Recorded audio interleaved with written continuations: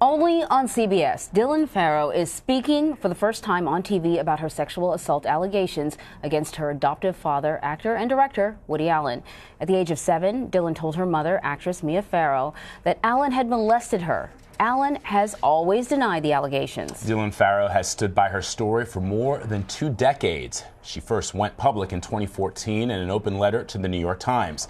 CBS This Morning co-host Gayle King spoke with Dylan in her Connecticut home in an interview you'll only see on CBS.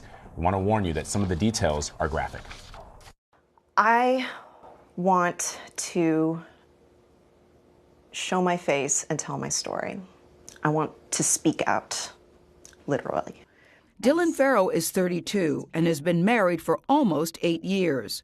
She's a mother of a 16-month-old girl, and she's still carrying the emotional scars she says she got at the hands of her father. I loved my father. I respected him. He was my hero. And that doesn't obviously take away from what he did, but it does make the betrayal and the hurt that much more intense. Let's go to August 4th, 1992. And if you could tell us what happened that day. I was taken to a small attic crawl space in my mother's country house in Connecticut by my father. He instructed me to lay down on my stomach and play with my brother's toy train that was set up. And he sat behind me in the doorway. And as I played with the toy train, I was sexually assaulted. As a 7-year-old, I would have said he touched my private parts. Mm-hmm. Okay. Okay. Which I did say. All right. All right. As a 32-year-old, he touched my labia and my vulva with his finger. Where was your mother? She went shopping that day. And then after you told her, what happened? She was upset. My first impulse was that I had done something wrong. Mia Farrow took Dylan to the pediatrician, but when the doctor asked her where she had been touched, the little girl pointed to her shoulder. She said, "Why didn't you tell the doctor what you told me?" And I told her that I was embarrassed. And then we went back in. You went back in and then you told him? And I told the doctor. The same thing that you had told your mother? Yes. Allen had suggested that Dylan changed her story because she had been coached by her mother. Months earlier, Mia had found in his apartment nude pictures of her daughter, Suni, whom she had adopted during an earlier marriage. Allen confessed to an affair with Suni. The two remain a couple to this day, married for more than 20 years. You could see why he might make that claim. He would say that she was filled with rage after his affair with Suni had been discovered, and that she was out for revenge and full of rage. And what I don't understand is, how is this crazy story of me being brainwashed and coached more believable than what I'm saying about being sexually assaulted by my father? Because your mother was very angry, so that she would try to coach you and try to get you to turn against your father. Except every step of the way, my mother has only encouraged me to tell the truth. She's never coached me. I wanted to play a clip from 60 Minutes, an interview that he did at the time, where he was asked about that incident. Are you okay with looking at it? You okay?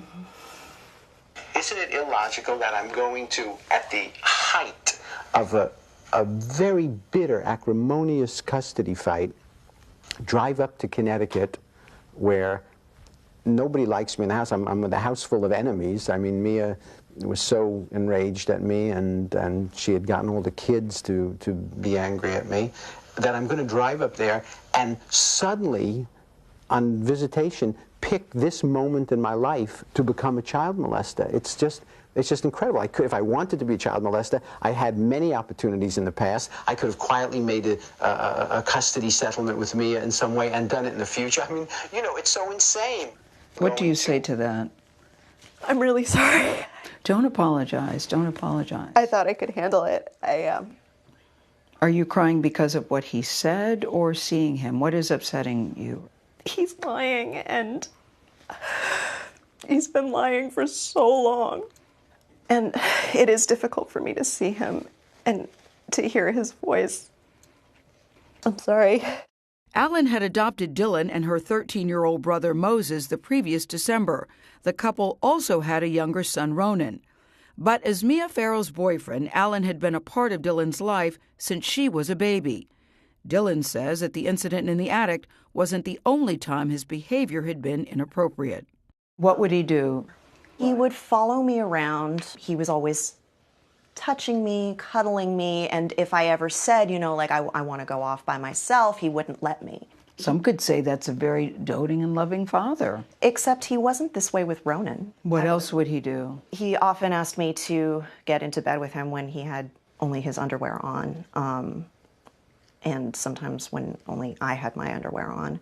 Woody Allen was never charged with a crime in this case. Both New York State child welfare investigators and a report by the Yale New Haven Hospital found that the abuse did not happen. The Connecticut state prosecutor on the case, Frank Mako, questioned the Yale New Haven report's credibility, saying there was probable cause to charge Allen, but he thought Dylan was too fragile to face a celebrity trial. Do you wish that they would have gone ahead and filed the charges? Because then you would have to have taken the stand. Honestly, yes. I do wish that they had. Even if I'm just speaking in retrospect, I was already traumatized. Here's the thing. Outside of a court of law, we do know what happened in the attic on that day. I just told you. We reached out to former Connecticut prosecutor, that's Frank Mako. He tells us that in his experience, there was no manipulation by Mia Farrow. He adds nothing in the state police investigation indicated that Dylan was in any way being controlled or manipulated. In a statement to CBS News, Woody Allen writes in part, even though the Farrow family is cynically using the opportunity afforded by the Time's Up movement to repeat this discredited allegation, that doesn't make it any more true today than it was in the past. I never molested my daughter. You can read his full statement on CBSThisMorning.com. And Gayle, you're here with us now to talk about this.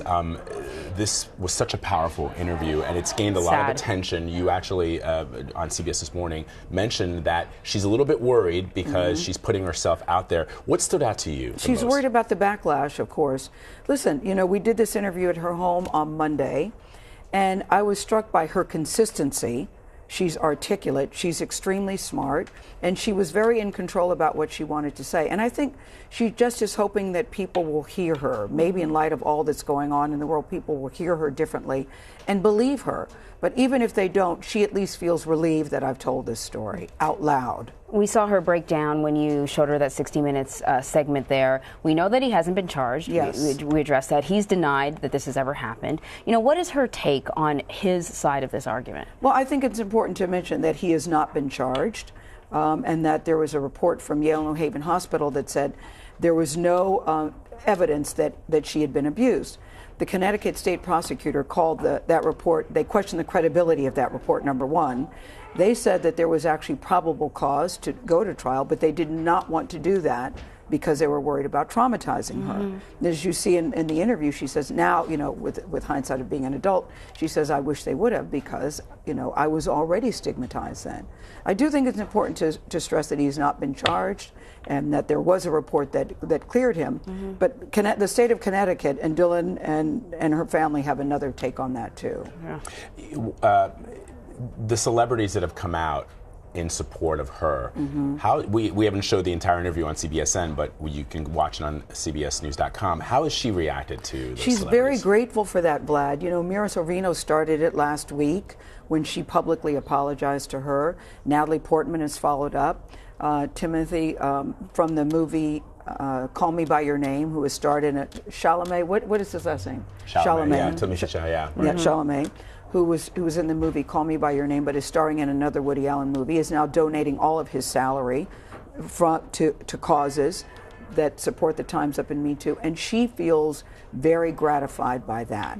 That doesn't define her, of course, but she at least feels, in light of this time that we're in right now, people will hear me differently. That's what I keep getting sort of struck by watching this is, I remember the backlash back then, and I remember that story. So many people came out, and the feeling that Mia Farrow sort of put her up to it, and she was an angry, scorned woman, and that was she was angry and scorned, but that wasn't the reason Dylan would say why her mother said, "Listen, you've got to tell the truth."